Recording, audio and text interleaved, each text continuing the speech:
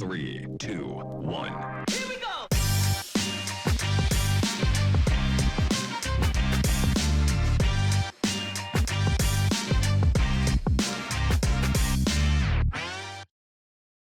Ladies and gentlemen, welcome to this Monday episode of We Talk. I'm Yolanda Nell. I hope you had a fantastic weekend. I went to the Finkenstein Bush Market and I got myself a little bee hotel. I spoke about that a little bit last week. So if you are impressed, then you also know where to go find yours. Before we head into the news for today, today's riddle. What can fill a whole room but takes up no space?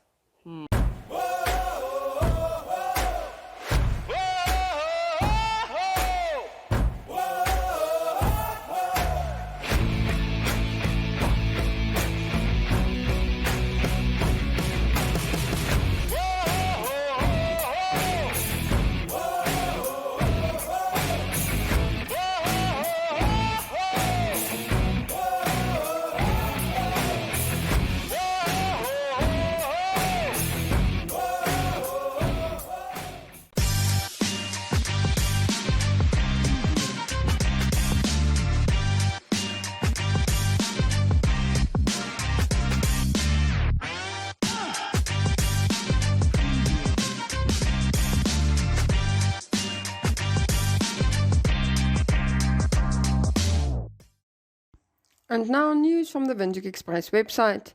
Paratus Namibia will be launching its carrier-neutral data center facility in Windhoek in August this year. The new facility, called the Armada Data Center, will be the first carrier-neutral and the largest DC facility in the country and will complement the Iquanu cable, which lands in Namibia in the next few months and for which Paratus has already built the landing station. Paratus is investing 123 million Namibian dollars to construct the Armada Data Center facility, which is built on the Breakwater campus and houses two separate co-location data halls, each of which are supported by two separate energy center pairs. Housed in 734 square meters, a total of 240 cabinets will provide essential state-of-the-art co-location options, data and cloud services. Armada will help meet the ever-increasing customer demand for these services and, as existing facilities in Namibia are at capacity, fill the market void. This demand falls squarely in line with global and continental requirements for complex co-location services. According to Andrew Hall, Paratus Namibia MD, they are committed to delivering Africa's quality network. Their connectivity and network services are complemented by their hosting, firewall, and storage capability. They can work with their clients and customers to help ensure that Africa realizes its full commercial potential. Armada is another testament to that vision. The Namibia Financial Institution Supervisory Authority, NAMFISA, has been awarded the Diamond Arrow Award for its contribution to the economic growth and development. NAMFISA's operations are premised around good corporate governance, stakeholder engagement, and operational efficiency. Chief Executive Kenneth Matumola congratulated his staff and stakeholders for contributing to this award. NAMFISA's success is attributed to the collaboration, diligence, and commitment of their employees and the support from key stakeholders, namely the Minister of Finance and their team, as well as the entire regulated and supervised by NAMFISA. The PMR Award recognizes excellence in the public and private sector. The results are based on an annual survey and public perceptions that measure companies, institutions, government entities, and individuals on their contribution to economic growth and development for that country, levels of management expertise, implementation of corporate governance, and levels of innovation, as well as brand awareness. Through the Holy Cross Convent School's Children Helping Children mission, they learn to have concern for other children all around the world. The school chose to sing Heal the World on Friday morning to share their love with the children suffering in Ukraine. Ms. Franika Mare coordinated the performance of the song by the whole school with blue and yellow flags to share their message of making the world a better place for all the world's children. The principal of the school has more. Through our Children Helping Children mission, the children learn to have concern for other children all around the world. This week, in response to the tragedy of war in the Ukraine, and especially how it is affecting children, the Holy Cross Convent School chose to sing Heal the World to share our love with the children suffering in the Ukraine. Ms. Frannica Marais, who teaches religious education at the school, coordinated the Friday morning performance of the song by the whole school. The children and teachers made blue and yellow flags to show our solidarity with the people of the Ukraine. We sang Heal the World during an outside assembly to share our message of making the world a better place for all the world's children.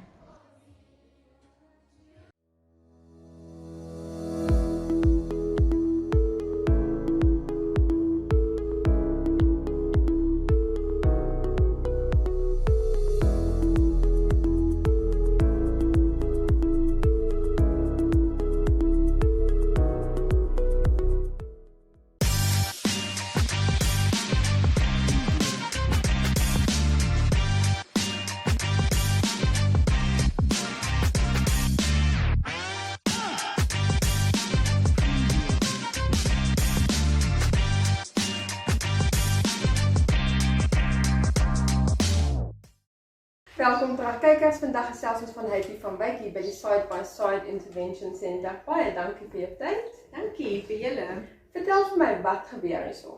So Side by Side Early Intervention Center is 'n organisasie wat kinders met gestremdhede ondersteun. Maar dis nie net die kinders waarop ons fokus nie, ons fokus ook op die ouers. So want op die ou ende, die werk gebeur na ons. So ons educate, ons maak seker die ouers verstaan, ons maak seker die ouers weet waarheen om te gaan, waarom vir hulp te vra.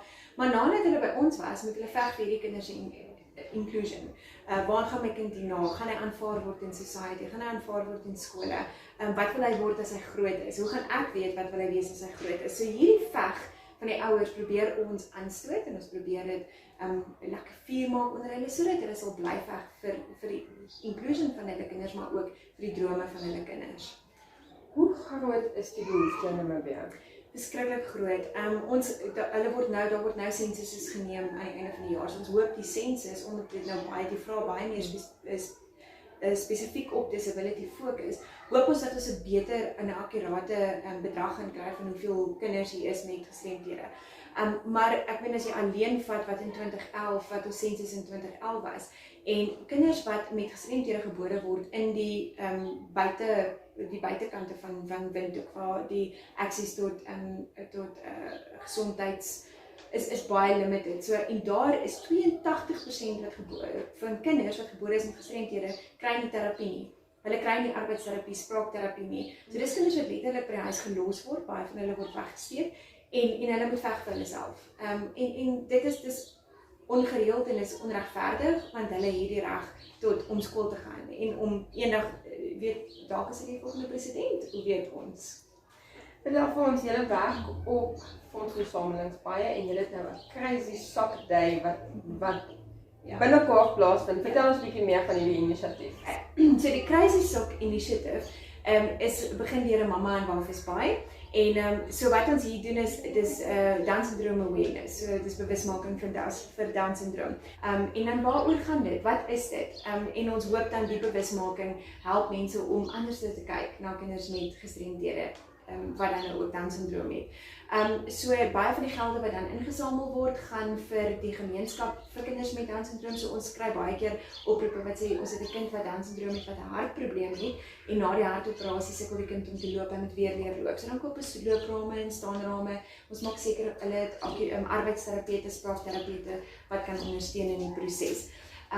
So dit is die belangrikste op hierdie stadium. Dan die tweede ding is as jy wil deelneem aan die Down syndroom of hierdie awareness campaign, dan werk dit as volg. Ons wil hê die mense moet mekaar uitdaag. So jy vra jou kantoor, girls gaan ons bietjie optres, manne, jy weet, gaan jy jou wildste sokkies uithaal en julle daag mekaar uit en ons kyk wat se een het die wildste sokkie aan vir die dag. Maar daar's baie besighede wat meer as een kantoor in Windhoek het. So daag mekaar se kantore uit. Sê kom kantore, ons kyk, jy weet wat se klomp is die wildste klomp. En dan trek jy aan, sê maak 'n donasie aan SideBySide. Julle sal sien op ons flyer is ons bankbesonderhede, ons is ook op Pay Today. Maak 'n donasie van jou kantoor se kant af, neem deel, neem foto's dan van jou wille wragtig sokkies, stuur dit vir ons per WhatsApp of sit dit op jou Facebook page en tag dan vir SideBySide Early Intervention Center en op die einde word daar 'n wenner gekies en jy kry so 'n klein dankie sê, maar die belangrikste is dat jy bewusmaking doen, dat jy have fun with it. En dat jy verstaan dat Down syndroom is deel van ons society en dat hierdie kinders ongelooflike siele het. Ek dink ons gaan konstant besig wees om te beklei vir kinders om seker te maak hulle word ingesluit in die gemeenskap. Dink jy ons het wel al 'n paar struikelblokke oorkom? Is dit al beter as 10 of 20 jaar terug? Of is daar nog verskriklik baie struikelblokke in die pad? Daar's nog baie struikelblokke in die pad, maar as ek vat waar ons 3 jaar terug of 4 jaar terug was en wat ons verstaan het van gestremdheid en waar ons vandag is en net om jou terug te vat, ek is 'n ma van 'n dogtertjie met 'n gestremdheid. So 9 jaar terug, toe my dogtertjie gebore is met cerebral palsy, was dit vir my, wat is dit? Waar begin ek? Wat vra ek? Hoe lank het sy om te leef? Wat doen ek om haar te help om te leef? So daar was soveel vrae wat ek gevra het. So 9 jaar terug, as jy dit gegoogel het jy gesukkel om enige inligting te kry. Waar begin ek? Wie is die dokters? Wie is die terapeute? Hoeveel terapeute? Ek onthou toe ek haar disability gegoogel het, toe gee Canada vir my so 'n lys en die lys het 32 terapeute gehad wat haar 'n kans moet gee in die lewe en ek dink, oh my, gaan ons hierdeur kan kom. Is ek sterk genoeg hiervoor? Waar kry ek hierdie terapeute? So ek dink as ek vat waar ons 9 jaar terug was vir disability en nou as jy begin om disability in Namibia te Google, kry jy al plekke wat sê kom na ons help jou. Hier's inligting. Down syndrome Association doen 'n fantastiese werk wat Down syndrome awareness aanbetref. SideBySide wat enige disability inligting, autism awareness word baie gedoen deur die Autism Association of Namibia. So as regtig baie organisasies wat nou begin opstaan het, wat veg vir inclusion, ons census, die feit dat ons census al dit begin include, jy weet wat topic specific vra en sê, het jy 'n kind in jou huis met 'n disability? En dan word selfs die mense wat die census nog gaan opneem, word opgelei om as die ouers onseker is of hulle kind 'n disability het, hoe kan ek dit raak sien? Hoe kan ek dit evalueer? Verwysings, nou begin die hospitale al verwys na organisasies en sê, ons het dalk nie al die inligting vir jou, maar kontak die volgende plekke. So ek dink ons het regtig al baie ver gekom. Wat die gesondheid aanbetref in Namibia vir kinders met gestremdhede, dis egter nog 'n groot struikelblok vir ons en ek dink ons het nog baie om daar te leer en te groei, want families met kinders met disabilities of gestremdhede het nodig om te weet waar kan hulle hulp kry, wat se tipe hulp en as hulle kinders, veral as hulle in die outskirts van Windhoek bly, in die regtige arm gebiede waar daar's die krag nie, daar's die water nie, jy weet as dit reën dit in, so die veiligheid vir gesondheid is baie sleg. So as hulle dan met 'n kind by die hospitaal kom en sê my kind het koors of my kind het 'n maag aandoening, dat die hospitale dan weet, die het 'n gestremdheid, hy's vulnerable, neem hom op. Gaan die ekstra myl, doen die ekstra ondersoek. Want dit is belangrik vir die ouers om te weet hulle word beskerm en hulle word aanvaar en hulle word verstaan. Die grootste gevaar wat ons het is baie keer gaan hierdie ouers in met hulle kinders en dan kry hulle struikelblok van jy is nie goed genoeg nie. Hoekom is jou kind so siek? Hoekom lyk jou kind so? Maar ons staan nie in hulle skoene. Ons het geen idee wat die uitdagings is wat hulle elke dag as 'n gesin en as partykeer is hulle enkel ma's wat 7 kinders deur die skool moet sit. So voordat ons hulle begin oordeel en voordat ons wil pile afvuur, sit jouself in hulle skoene. Vra die regte vrae voordat jy tot 'n conclusion kom. Baie dankie vir jou tyd. Ek hou my hoed af vir jou. Nee, ek is soms moeg met my twee woelwaters en dan besef 'n mens, nee, ook in die klein goedjies moet 'n mens dankbaar wees. Seker. Baie dankie vir jou tyd. Kykers, ons is nou weer terug. Choose your flex package with Paratus today. Sign up for ultra-fast fiber with the convenience of mobile LTE. That's 2 products in 1 bundle. It's new, it's 1 bill, and you can stay connected in more than 1 location. For more information, visit paratus.africa/NA. Always prepared. Paratus.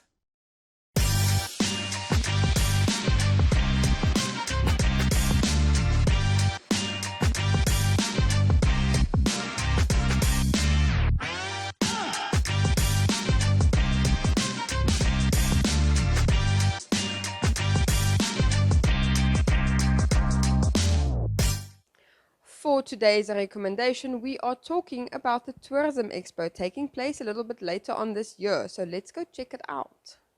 Ladies and gentlemen, Yeah, welcome to another exciting edition.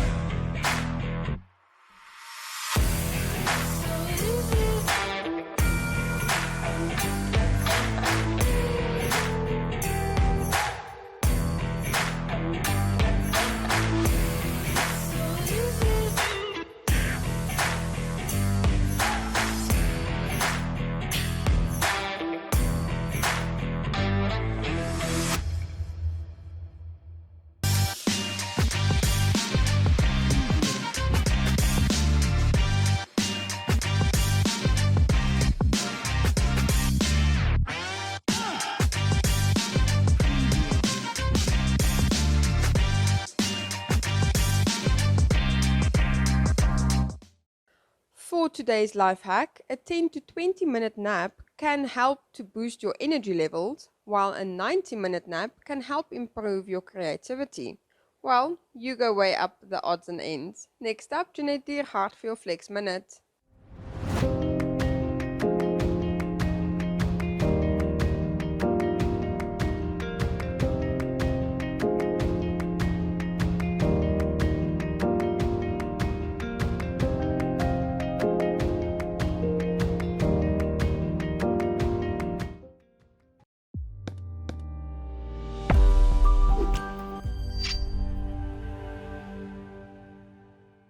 Our focus, and it still is going forward, was then to move into youth and tourism.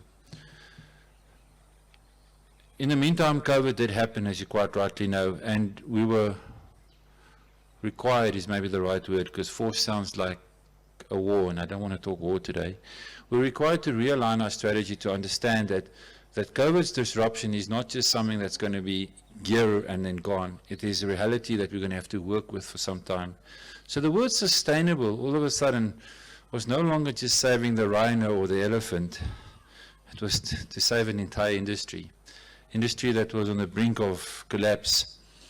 And although we're not invested in any establishment at all as Namibia Media Holdings, we are partners like no other business that's not invested. And we had to go and say, how do we make a model work going forward in terms of tourism, in terms of reaching people so that people can support our country, and more specifically, countries 10 degrees south of the equator. And that's where the concept of 10 degrees south came. I think it's more valid now than ever before that how we will find a sustainable tourism model to replace the current disruption that COVID-19 and the war in Europe will have an impact on us, is to make sure that and I'm not a very good politician, that's why I don't like using the word SADC countries, but as SADC countries, we work on inter-tourism engagements.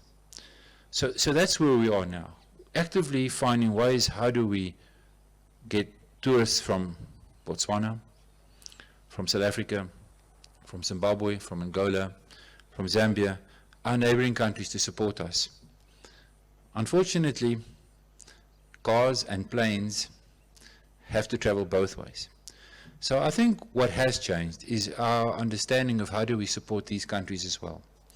And we have to find ways of not just requesting people to come to our country, but also how do we find ways of promoting to go to countries.